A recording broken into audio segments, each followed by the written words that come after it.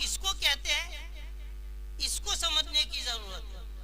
तो हज मबरूर कहते हैं वो हज जिसमें कोई गुनाह का काम न किया जाए और एहराम की जो पाबंदियां है इसके खिलाफ कोई काम न किया जाए, तब हज मबरूर और मकबूल होता है। अगर किसी ने एहराम की हालत में हज में कोई गुनाह किया तो इसका हज मबरूर बाकी नहीं रहता।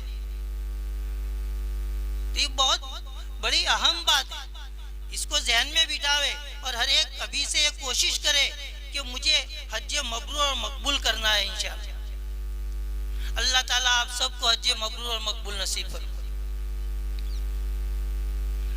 हज मबरूर की अलामत क्या? ये तो हज मबरूर की तारीफ बताई तुमको, हज मबरूर कहते हैं किसको, लेकिन हज मबरूर